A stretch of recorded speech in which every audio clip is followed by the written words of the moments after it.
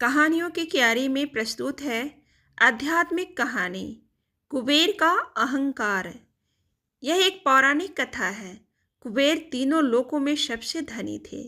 एक दिन उन्होंने सोचा कि हमारे पास इतनी संपत्ति है, लेकिन कम ही लोगों को इसकी जानकारी है। इसलिए उन्होंने अपनी संपत्ति का प्रदर्शन करने के लिए एक भव्य भोज का आयोजन करने की बात सोची। उसमें तीनों लोकों के सभी देवताओं को आमंत्रित किया। भगवान शिव उनके इष्ट देवता थे, इसलिए उनका आशीर्वाद लेने वह कैलाश पहुँचे और कहा, प्रभु, आज मैं तीनों लोकों में सबसे धनवान हूँ। यह सब आपकी कृपा का फल है। अपने निवास पर एक भोज का आयोजन कर रहा हूँ। कृपया आप परिवार सहित भोज में पधारने की कृपा करें।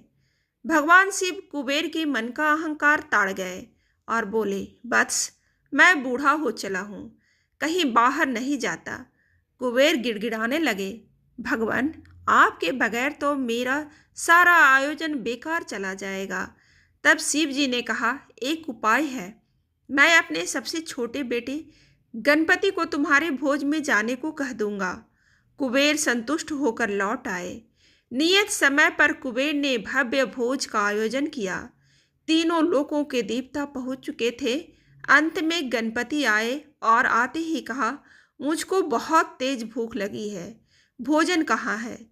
कुबेर उन्हें ले गए। भोजन से सजे कमरे में सोने की थाली में भोजन परोसा गया। क्षण भर में ही परोसा गया भोजन समाप्त हो गया। दोबारा खाना परोसा गया, उसे भी खा गए। बार बार खाना परोसा जाता और क्षण भर में गणेश जी उसे चट कर जाते।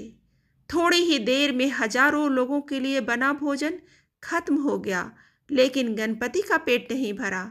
वे रसोई घर में पहुँचे और वहाँ सारा कच्चा सामान भी खा गए, तब भी भूख नहीं मिटी। जब सब कुछ खत्म हो गया तो गणपति ने कुबेर से कहा, जब तुम्हारे पास मुझे खिलाने के लिए कुछ था ही नहीं, तो तुमने मुझे न्योता क्यों दिया था? कुबेर का अहंकार चूर चूर हो गया।